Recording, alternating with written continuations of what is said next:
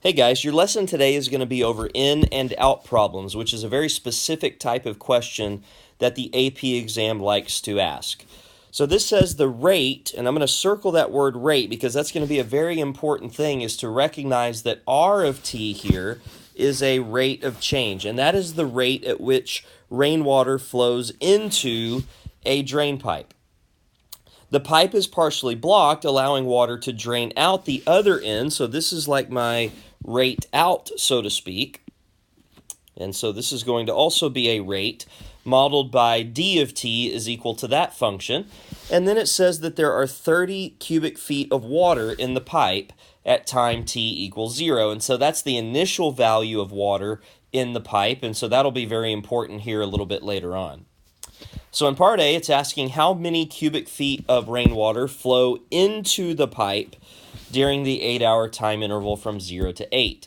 And so they are asking me to find an amount. We are given the rate at which rainwater flows into the drain pipe, and therefore we are going to integrate over the interval from 0 to 8 the function r of t dt. And using my calculator to find this integral, I see that I get 76.5703, and this would be in cubic feet. Now, the 30, you might be wondering, why are we not adding the 30 to this answer? This question is only asking us for the amount of rainwater that has flowed into the pipe. The 30 represents an amount that was already in the pipe before time began. So that's why I don't add the 30 to this. And in order to get that amount, I integrate the rate of change of the water that flows into the drain pipe. On part B of this question, we're asked to figure out if the amount of water in the pipe is increasing or decreasing when time is equal to 3 hours. So remember, if I want to figure out if something is increasing or decreasing, then I need to look at the rate. And so again, we are given the rates in this problem. We have a rate that water goes into the tank, and we have a rate that water goes out of this drain pipe.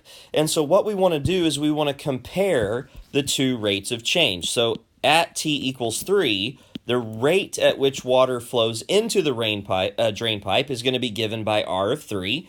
And when I evaluate r of t at t equals 3, I get 5.0863. And d of 3 is going to be the rate at which water is flowing out of this drain pipe. And I get 5.4 when I plug 3 into d of t using my calculator. And so since the rate at which the water goes out is bigger than the rate at which the water goes in, that means that the amount of water in the pipe is decreasing when time is equal to 3. So I'm going to write a sentence that says that. The amount of water is decreasing at t equals 3 since the rate at which it's going in, r of 3, is smaller than the rate at which it's going out, which is d of 3. Okay, on part C of this question, they're asking me to find at what time is the amount of water in the pipe at a minimum. And so what I'm going to do here is write a function that represents the amount of water in the pipe at any time t, and that's where my initial condition of 30 is going to come into play. So a of t, which is going to stand for the amount of water in the pipe at any time t, is going to equal to the initial amount of water, which is 30, plus the integral from 0 to t of r of x minus d of x, dx. And so just to point a couple of things out here about this function, this 30 was the initial amount of water in the tank, and then the integral of the rate at which rainwater flows into the drain pipe, that's going to be the amount of rainwater that entered the pipe, and then the integral of dx is going to be the amount of water that flowed out of the pipe. And notice that I'm subtracting that. So I'm adding the amount of water that flowed in, and I'm subtracting the amount of water that flowed out. Now, in order to run a candidates test, I need my endpoints, which are going to be 0 and 8, and I also need my critical points, which is when the derivative of this a of t equals to 0. So I need the derivative of this function a of t. Well, the derivative of 30 is 0 since 30 is a constant, and then the derivative of this integral is going to be found using second fundamental theorem of calculus. So the first step is to replace these x's with the upper bound, which is t, and so that will be r of t minus d of t. And the second step would be to multiply by the derivative of t, which of course is just 1. And so that is my derivative, r of t minus d of t. And I'm going to set this equal to 0 in order to find the critical points. Okay, so that means that r of t is going to equal to d of t. And using my calculator to find the intersection point, what I notice is that t is equal to 3.2716. 3.2716. So that is my critical point. Okay, I'm now going to run a candidates test using my endpoints, which are 0 and 8, and my one critical point, 3.2716, and I'm going to be plugging back into a of t to find the amount. Well, the amount at 0 was given in the problem, so I don't really need to plug that in. I get 30. And then using my graphing calculator to plug in the other values into a of t, I'm going to get for 3.2716, the amount is going to be 27.9645. And for t equals to 8, I'm going to get 48.5436. So 48.5436. And so what I notice is that my minimum is occurring when t is equal to that critical point right here. And so I'm going to write a sentence that indicates that I know that. And so my sentence is going to say the minimum amount of water is 27.9645, and that's going to be cubic feet, when t is equal to 3.2716 hours. Okay, so this is a very common question on the AP exam when you have the in and out problem, is that they want you to find the minimum or the maximum. And so it involves writing a function to represent the amount, finding the critical point by taking the derivative and setting equal to 0, and then using the calculator to find the intersection point, and then running a candidates test with your endpoints and critical points, and finally writing a sentence that represents the answer.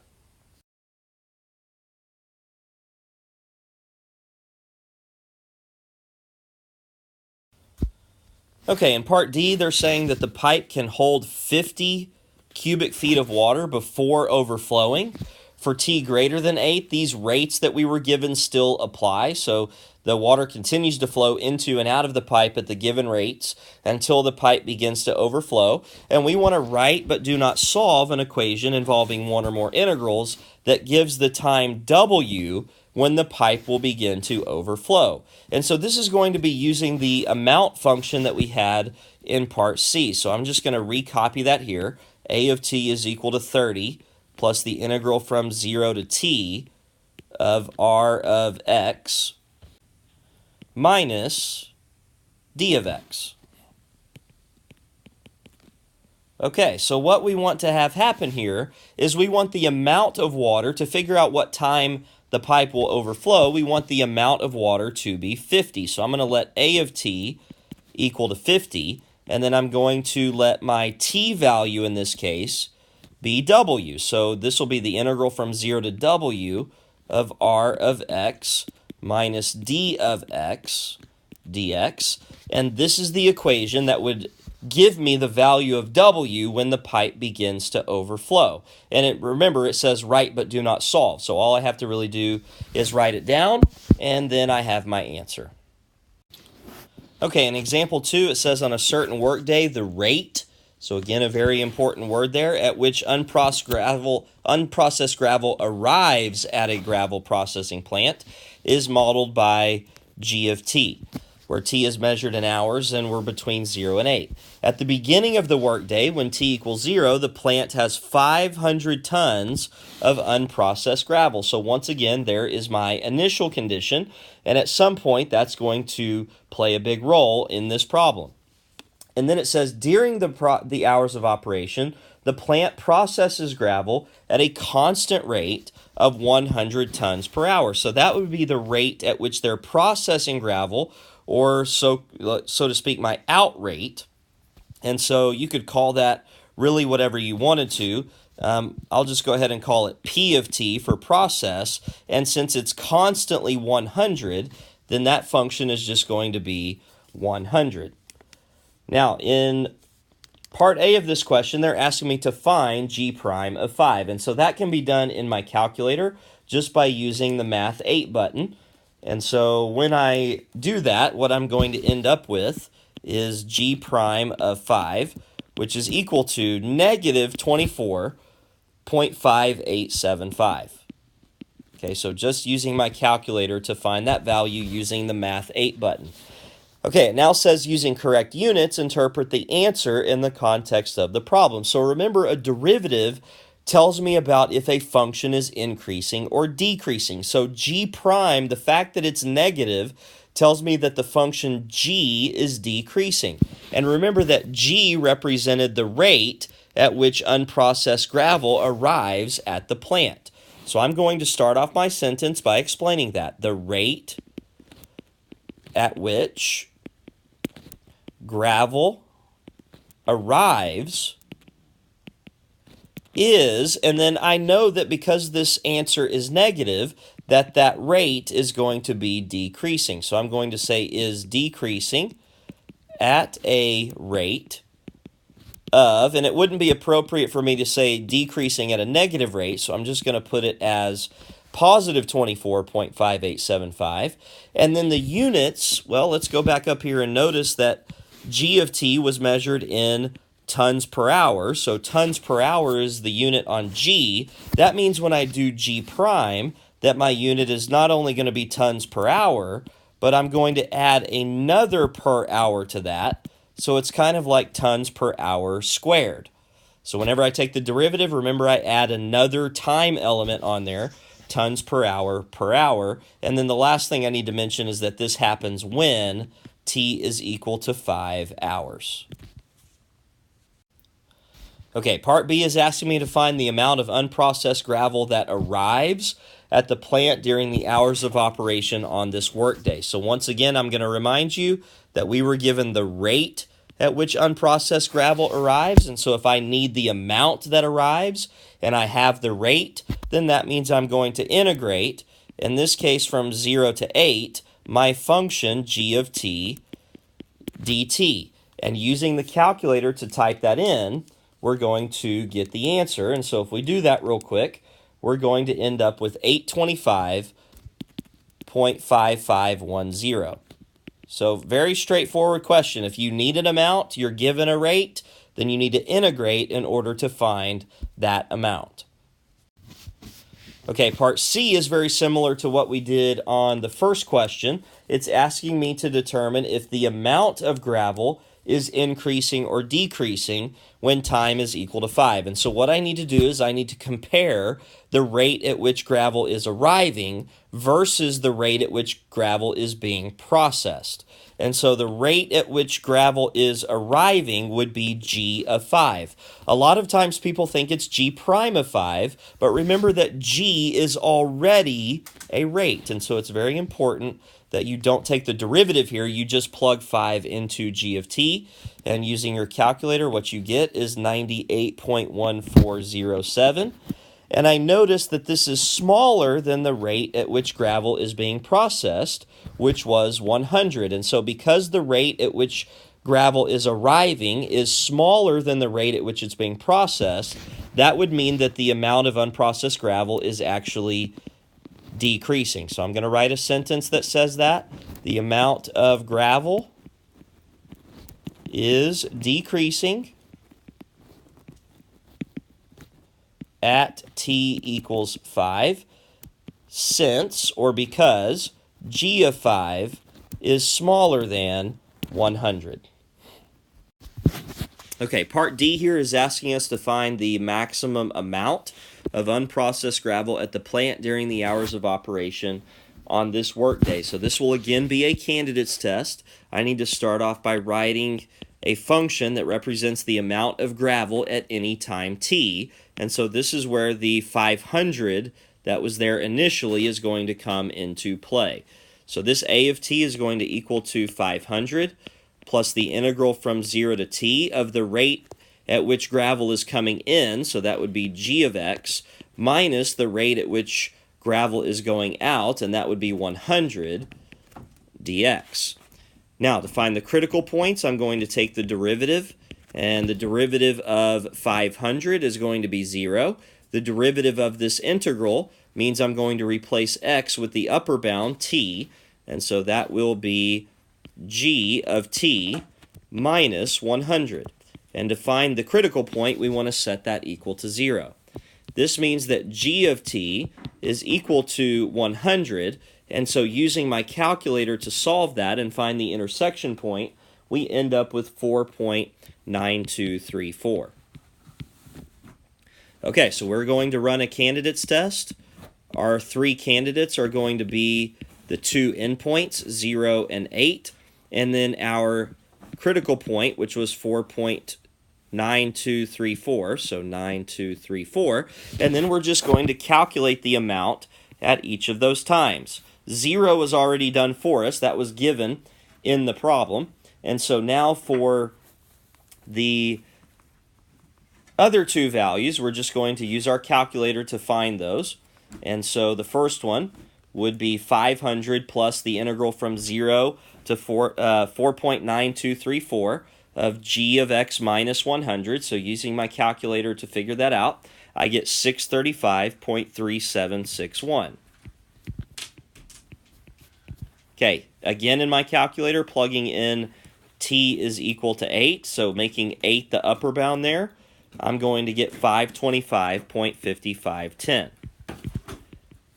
Okay, so the maximum is going to happen right here, and so I'm just going to write a sentence that explains that I know that. So I will say the maximum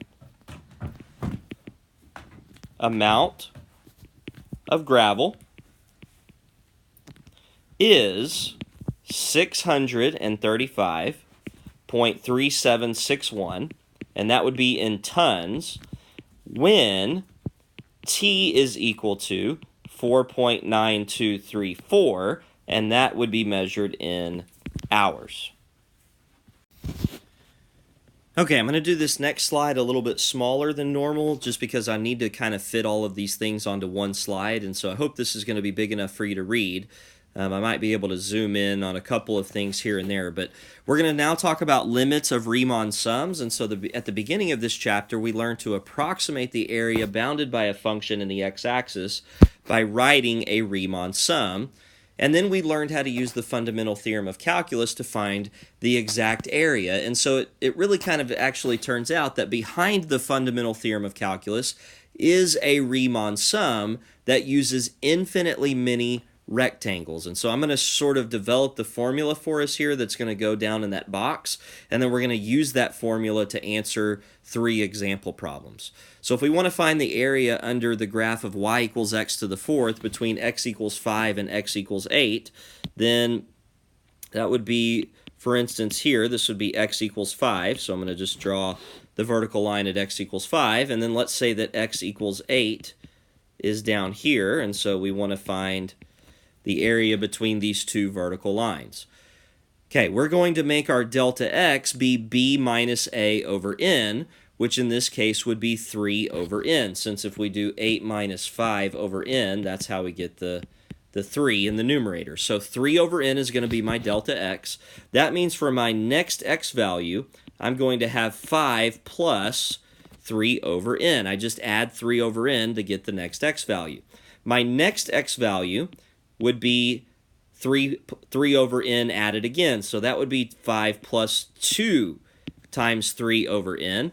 And then it's going to continue in this way until I get to the final sort of right endpoint, which is going to be 5 plus n times 3 over n, and notice that that actually reduces to 8 if you were to cancel out the n's.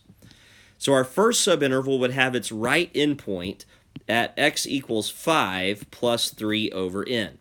Our second subinterval would have its right endpoint at 5 plus 2 times 3 over n, and our last subinterval would have its endpoint at 5 plus n times 3 over n.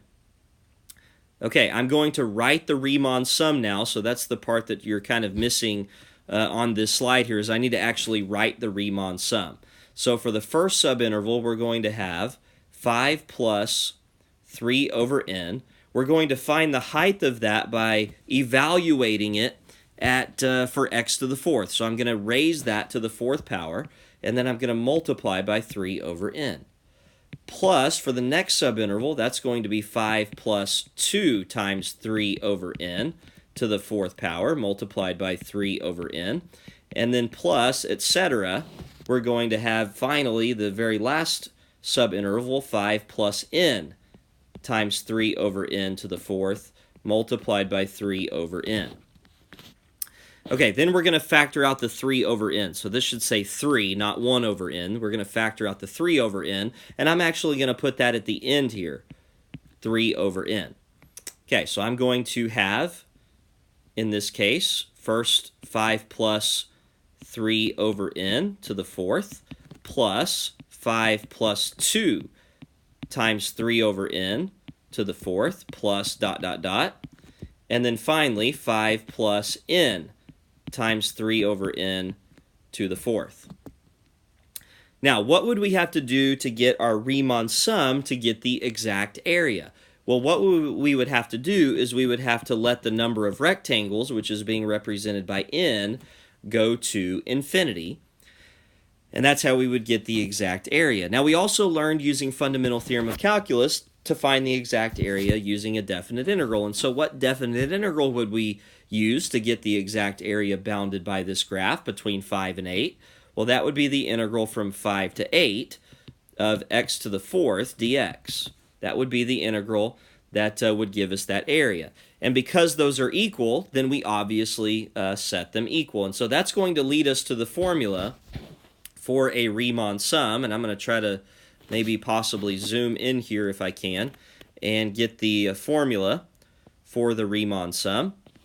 And so that formula that you're going to want to have memorized is the following. We're going to take the limit as n goes to infinity of the sum from k equals 1 to n of f of a plus k delta x multiplied by delta x, where delta x is going to be given by b minus a over n. So I know it's kind of a complicated formula, going to be sort of difficult to memorize possibly, but I'll kind of hopefully give you some things that you can look at in the examples to be able to identify some things quickly in order to answer questions correctly. Okay, in this first example, I want to take this limit and express it as a definite integral. So probably a good place to start is with an integral sign.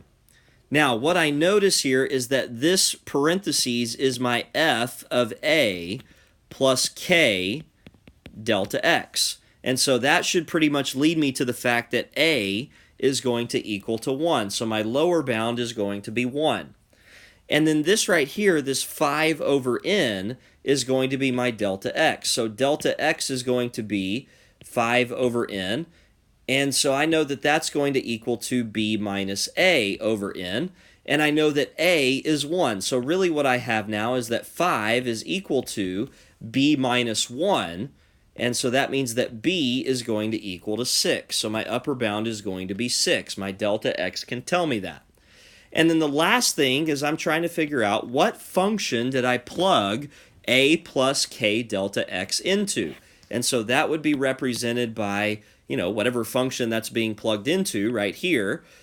And so I notice that that's the square root function. And so this would just be the square root of x. So we have the integral from 1 to 6 of the square root of x dx. This limit right here is going to give us this definite integral. Okay, for the next problem, we want to go the other direction. So this time I have a definite integral, and I want to write this as the limit of a Riemann sum. So the first part is sort of always the same. It's always the limit as n goes to infinity of the sum from k equals 1 to n of f of a plus k delta x multiplied by delta x. And so the first thing I can kind of calculate is my delta x. My delta x is going to be b minus a over n. And so that is going to be 5 minus 2 over n, or 3 over n. And then my f of a plus k delta x is going to say f of a, which in this case is 2, the lower bound, plus k times delta x. So that will be 3k over n. And if I do f of 2 plus 3k over n, I'm plugging into x squared. And so that's just going to be 2 plus 3k over n all squared. And so now I'm ready to write my answer. I'm going to have the limit as n goes to infinity, the sum from k equals 1 to n of 2 plus 3k over n all squared multiplied by my delta x, which was 3 over n. Okay, in this last question, we are given the right Riemann sum approximation of this definite integral within subintervals of equal length. So we're told that this is the right Riemann sum approximation. And we want to know what is the value of that definite integral from 0 to 2 of f of x dx. And so we have to know that in order to find the exact value of this definite integral, we have to take the limit as n goes to infinity of the right Riemann sum approximation. So this basically boils down to finding the limit as n goes to infinity of that rational function that they gave us. And remember, we talked about recently the fact that if I do a limit at infinity, that's essentially like finding the horizontal asymptote. And so if I were to multiply out the biggest terms here, 2 times n times 6n, that's going to give me 12n squared, divided by 3n squared, and so that is going to give me an answer of 4. That would be the horizontal asymptote of this right here, and in order to find the value of the definite integral, I've got to take the limit as n goes to infinity, which essentially means to find the horizontal asymptote. And so the answer to this question is going to be 4. Okay, if you guys have any questions, then please feel free to let me know.